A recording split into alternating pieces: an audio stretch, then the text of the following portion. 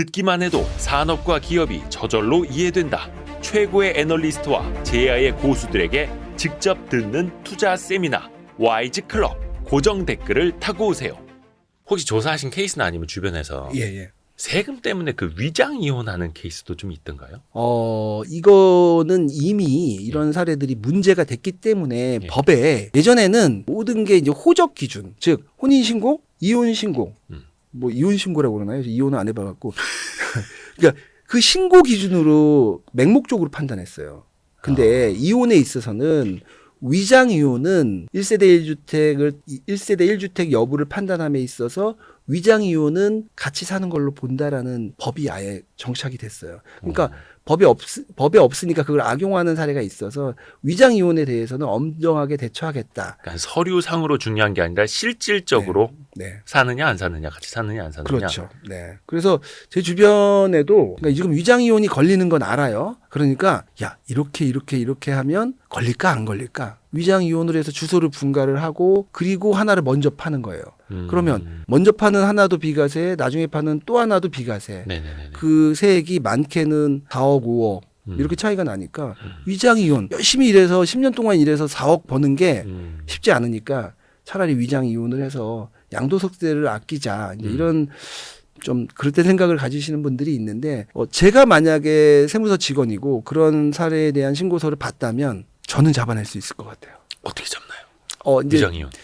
좀 그 이혼을 하시고 예. 저희가 그 가족관계증명원의 변동 사항이나 이런 예. 것들을 볼 수 있고 물론 주소 따로 해놨겠죠.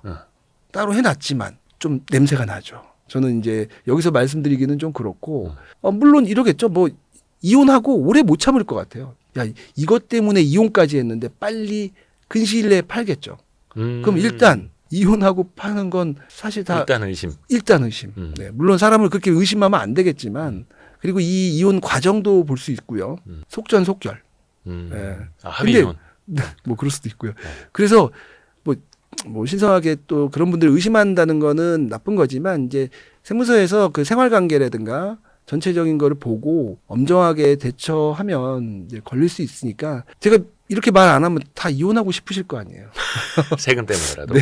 근데 예전에 저도 이제 뭐 취재를 해보니까 네. 예를 들어서 신용카드가 계속 같은 지역에서 사용 거래된다라든지 네. 교통카드로 계속 그 전 집 주변으로 계속 왔다 갔다 한다라든지 와, 이런 잘하시네. 데이터로 다 파악할 수 있다 하더라고요. 세무서 들어가서 다 잡아내실 것 같아요. 근데 그런 행태로 실질적으로 다 분석을 한다라는 제가 거죠. 아까 말한 그 생활 실태죠. 생활 실태, 통신 기록. 전화 발신 기록까지. 네. 아니 하려면 할 수 있는데 제가 이렇게 얘기하면요. 세무서가 뭐 이렇게까지 하냐. 그런데 모든 사람들한테 이렇게 하지는 않고요. 세무서도 이제 조사로 넘어가야만 이런 통신 조회도 할 수 있고 하는 건데 물론 이제 처음에 이미 제출 좀 제출해달라고 이렇게 얘기를 하면서 시작하죠. 그래서 당당하게 제출을 하시는 분은 진짜죠. 이미 제출이라는 건 뭐 세무조사까지 나가는 건 아니지만 약간 의심되는 경우가 있으니 이거 뭔지 좀 소명해 주세요. 이거요. 보통 이제 그런 것까지 요청을 하려면 네. 뭐 조사 전환 직전이나 이제 조사 전환을 하고 공문으로 정식으로 요청해야겠죠. 그래서 그게 제출이 됐는데 둘 다 정말 적어도 뭐 한 몇 킬로 떨어진 데서 있다. 우연히 같이 살 수도 있잖아요. 근데 뭐 옆동. 옆동은 좀 이혼하고 옆동. 그럴 수 있죠. 뭐 동네가 너무 좋아서. 예. 그러면 이혼한 거죠. 어떻게 보면 같이 안 살고 있으니까. 네. 그런 충분히 조사는 할 수 있다고 봐요. 그래서 그런 걸 또 얼마나 잘 소명을 하느냐가 네. 중요한 거고. 네. 책에서 봤는데요. 네네네. 이 가장 완벽한 세금 절세 기술 예. 염지훈 세무사님 책에서 봤는데 사실 오피스텔은 보유 주택 수에 안 들어가잖아요. 오피스텔이요. 네. 근데 오피스텔 월세 때문에 세금 4억 원이나 폭탄 맞은 케이스가 있다고요? 네. 이게 어떻게 이렇게 되는 거예요? 얘기하면 또 이 본인들이 또 이 사태를 한번 맞으셨던 분들한테 안 좋은 추억을 좀 불러일으킬까봐 좀 죄송한데요. 사실 이런 일들이 생각보다 많아요. 근데 이제 예를 하나 들어볼게요. 강남에 양도차익이 한 10억이 나서 세금이 한 5억 정도 나오는. 네. 정상적으로 하면 이제 한 5억 정도가 나오는 그런 건이 있는데 이게 비과세를 받으면 예를 들면 한 1억 정도 나온단 말이에요. 그래서 이분은 이제 비과세 신고를 했어요. 비과세 요건 당연히 1세대 1주택이어야 하죠. 2년 이상 보유, 뭐 2년 이상 거주 요건이 있을 수도 있고요. 네. 그런데 본인은 1세대 1주택인 줄 알았는데 이제 배우자나 본인이 서울 외곽에 기준시가 1억도 안 되는 그런 오피스텔을 갖고 있어요. 네. 근데 이 오피스텔이요. 살 때는 주거용으로 쓰든 업무용으로 쓰든 업무용으로 취득세를 내요. 네. 근데 그 이후부터는 아하. 두 얼굴이 돼요. 주거용으로 쓰면 주택이 되고 업무용으로 쓰면 주택이 아닌 게 돼요. 근데 그때 그분은 그걸 주택 용도로 쓰셨어요. 세입자가. 네, 세입자가. 세입자가 뭐 전입신고하고 입주자관리 카드 쓰고 그리고 거기서 사업자 등록 안 하고 이분의 직업이 중요하죠. 근로소득자예요. 와서 잠만 자는 거죠. 그리고 거기에 시설 다 주거용이죠. 침대. 뭐 인덕션. 네, 뭐 누가 봐도 가정집이죠. 잠자는 곳. 이제 그 오피스텔 어려워요. 그래서 그때 만약 그분이 고민하지 않고 그 기준 시가 1억도 안 되는 그 오피스텔을 먼저 팔고 이후에 강남 아파트를 팔았다면 더 안 내도 되는 4억. 너무 안타깝죠. 야, 그러니까 오피스텔은 당연히 주택수에 포함 안 되겠지라고 생각을 하고 있었는데 세입자가 사실상 주택처럼 살고 있어서 그게 또 문제가 됐던 사례. 네, 근데 이게 맞습니다. 월세 50만 원씩 받던 오피스텔 때문에 4억 원의 세금을 냈다. 네.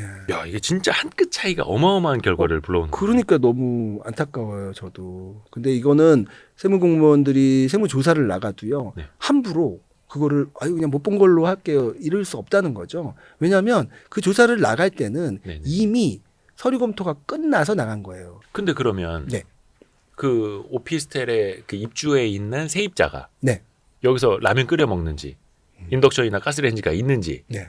집처럼 사용하고 있는지 계속 잠을 자는지까지 그러면 똑똑똑 문 열어보고 이렇게 제가 아까도 말씀드렸지만 거기가 일단 주거용으로 사용할 수 있는 공간을 갖춘 것만으로도 그 상당히 주택으로 볼 수 있어요. 그러니까 그 사람이 지금 당장은 라면을 안 끓여 먹더라도 언제든지 라면을 끓여 먹을 수 있다면 그거는 주택이에요. 엄밀히 말하면. 그래서 제가 아까 초반에 오피스텔을 업무용으로 바꿔서 그렇게 임대한 후에 양도하라고 제가 말 안 하고 더 확실한 방법. 오피스텔에서 선 양도하라고 그랬죠.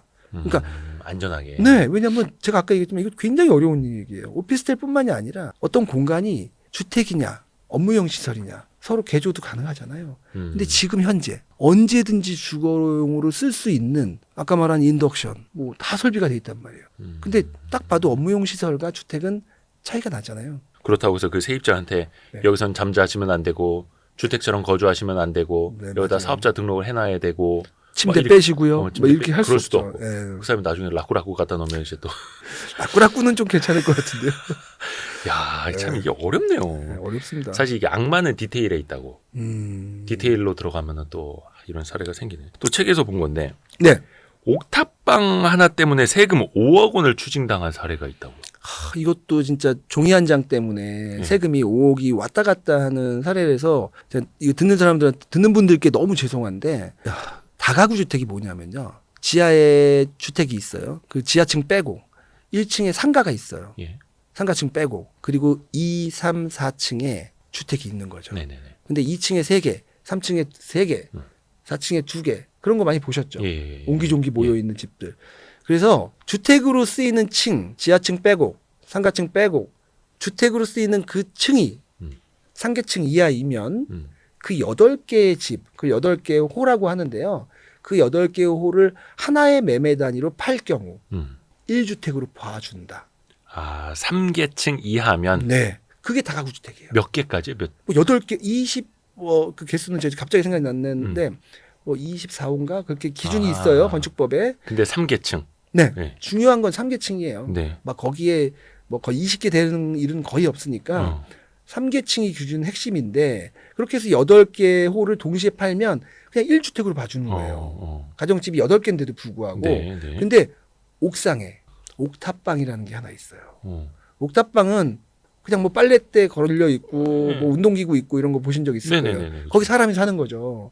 근데 이제 보통 그런 데에서 많이 받으면 누가 안 들어오죠. 제가 본 사례는 월세 한 20만 원을 받았다 이거예요. 집주인이 그 공간도 아까워서 자꾸 하니까. 네, 20만 원 받고 거의 전세 없이 해서 이제 임대를 놨는데 예. 그것도 만드는데 돈 들이죠. 옥탑방 하나 만들려면 거기다가도 화장실 있어야 되고 난방 뭐. 샤워장, 난방 그 20만 원 다 뽑기 언제 뽑을지 모르겠지만 그렇게 열악한 주거 시설을 하나 만들었는데 그게 옥상 전체 면적의 8분의 1이 넘으면 8분의 1이 넘기가 대부분이에요. 그러니까 그렇죠. 그 옥탑방 하나 때문에 3계층이 아닌 4계층이 되고 8개 호가 아니라 9개 호가 되고 8개가 모두 1세대 1주택이었던 게 1세대 9주택이 되고요. 오메.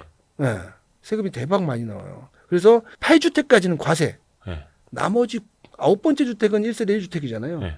납세자가 선택하는 그건 선택할 수 있게 해줘요. 납세자가 선택하는 마지막 한 개는 비과세. 1주택. 예. 그 무슨 의미가 있어 그게?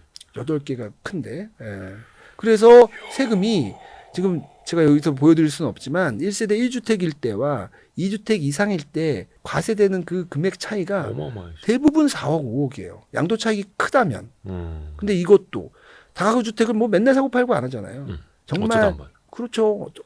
젊었을 때 사놨다가 애들 뭐 분가시키고 이럴 때 목돈 쓰려고 그 뒤에 한번 파는데 그 세액이 이 옥탑방 하나 때문에 5억이 틀어지면 정말 작은 계획이 완전 틀어지고 정말 불행해지는 거죠. 그래서 그 비과세 받을 수도 있었던 건데 당연하죠. 옥탑방 하나 때문에 월세 20 받던 옥탑방 하나 때문에 세금 5억 원이 갈려버리는 거네. 옥탑방이 없으면 비과세가 살아나는 거죠. 근데 그래서 제가 이제 여기 이제 시청자들을 위해서 이제 하나를 여쭤보지 않았지만 예. 하나 더 말씀드리자면 제가 상담했던 분들 중에 그래요. 그래 나 옥탑방 있어. 그럼 나 어떻게 해야 되니?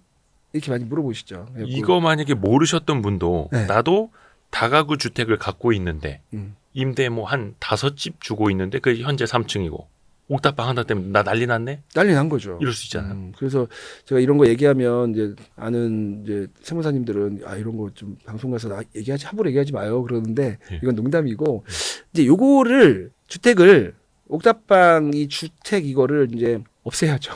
없애는데 완전히 부시는 방법도 있지만 그러면 돈이 너무 많이 들죠.